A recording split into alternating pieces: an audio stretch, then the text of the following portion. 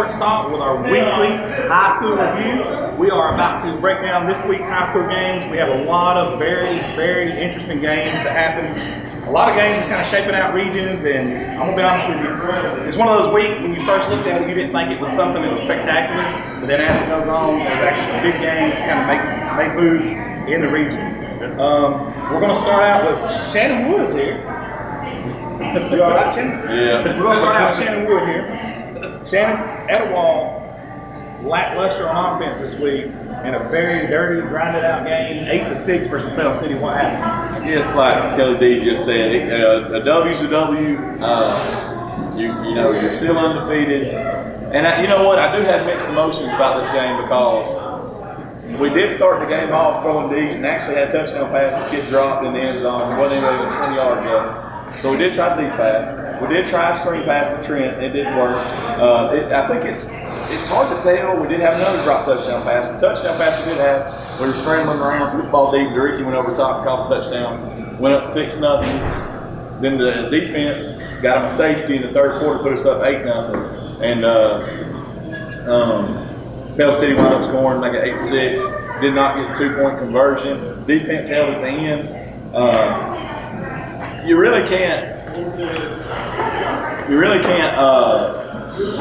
I don't really blame the offense coordinator for not calling. He did try to call some plays.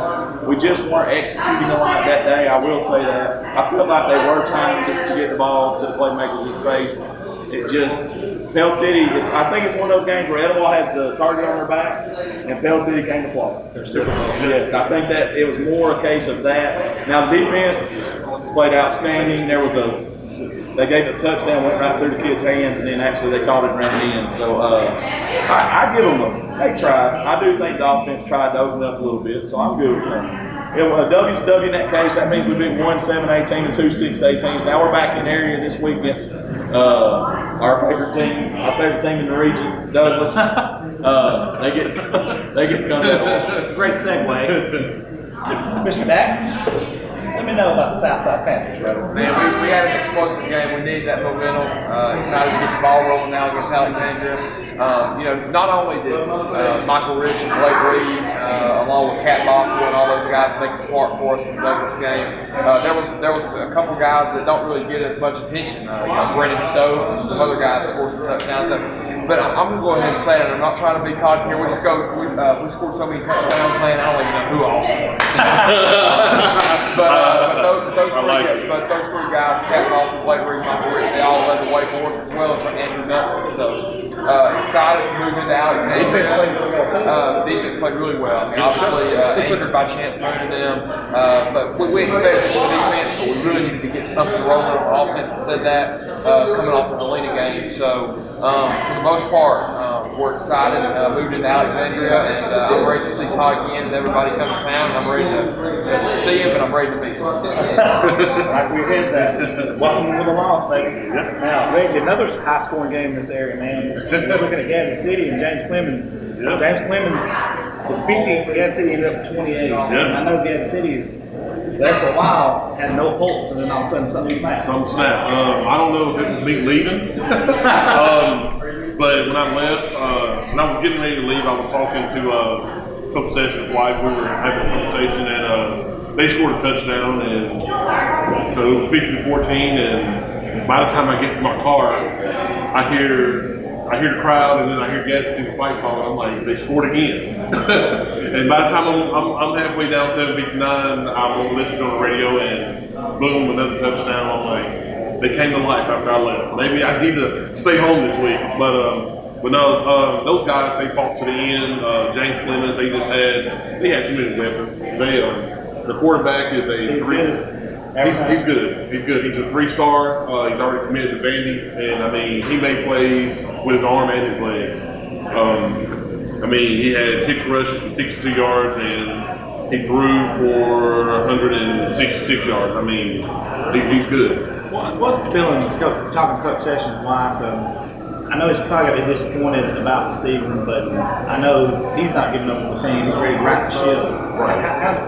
Just talking to her, I mean, how'd you get a vibe? What's going on? And he's frustrated, obviously. I think any coach in this situation would be, but you know, His track record, though, man, he's turned programs around. He He's has. helped build monsters. because I think with Gil Tulin, I think they were like an average team before he got there, and you know, within a year or two, I mean, I think his third year there, they were making deep playoff runs. So he's got a good track record. You know, it's gonna take time. When you got a young team like this one, I mean, team filled with sophomores. I mean, you know, but yeah, they got to grow them, and I think they've done it. Those wins mean a lot more when they grow and get them.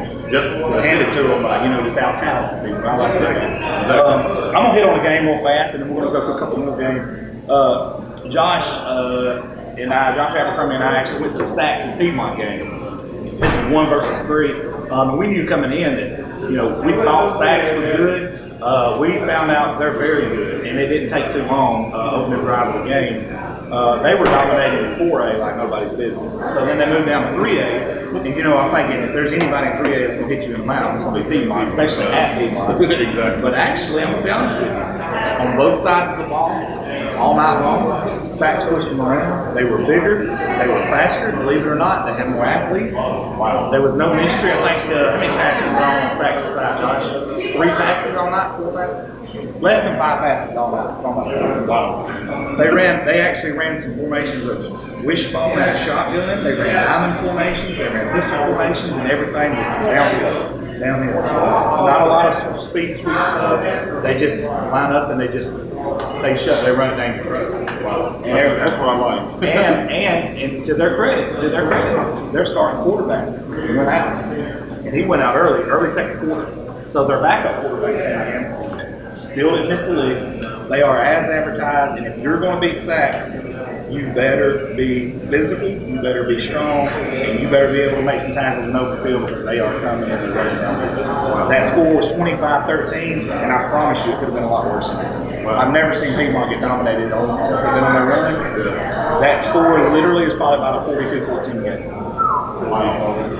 Kelly D, you did call the Sax. Didn't you? Kelly D's a beast, man. Now, a couple of other games of interest. Those of you who watch the channel, those we just named Darian Meads our player of the week, and for good reason. They won 52-0 over Ashford. The young man had 170 yards on 12 carries and a touchdown. Will somebody please play these guys so he can play 4 quarters? Coming into that game, he had only played 15 quarters. He had 14 touchdowns and 970 yards rushing. And that was the stats they sent out for Mr. Football. Wow. Somebody please play him so he can get into a 4th quarter carry. I think that game's around the corner with Jacksonville. With Jacksonville, yeah. I think that's coming up. Yeah. Speaking of Jacksonville, Reggie, why don't you hit on this one? Jacksonville 40 and Anniston 20. Yeah. Anytime you play Anniston, man, there's one thing you got to know. They're going to have a ton of athletes. They always have. Yeah, and they're physical. Anderson's got a new coach, and I think he's riding the ship down there in Anderson. I think in a couple of years they're going to be solid. Jacksonville, I mean, traditionally they've been an okay football team, but this team was real this year. They've got a running back. I can't remember his name, but a friend of mine, I think he's did some training with him in the offseason. So that Jacksonville Hope Club game is going to be huge in a couple of weeks. I'm looking forward to going out. I think that's going to be a very interesting game. Is that game going to be at Jacksonville? It's at Hope's Club. It's at the Woodshed. It's at the Woodshed, yeah. Nice. I like it. Another game we're going to hit on real fast is Boaz and Crossville. Boaz with an easy win against Crossville with 35-3. Do you see anybody besides Etowah pushing them in the region? I don't think Southside. I got them not this week, but next week.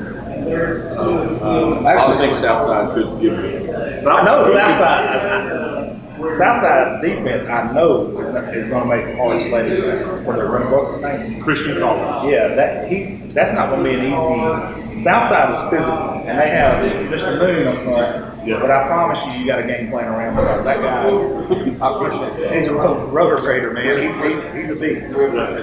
Yeah. So with that game lingering, they definitely play before Etowah gets them too. So that's gonna be interesting. Where's that game at? We're going up there. Okay. I may do We'll that. be up We there on may, the road. we may have to visit that game. We're excited. I think, like you said, obviously our defense can sandwich. You know, we'll obviously touch on that game next week. But as of right now, I feel confident. I think we definitely. Oh, yeah. All right, guys. Well, you guys have anything else you want to hit on? Our Twitter page. We're on Just start- Twitter now. Yeah.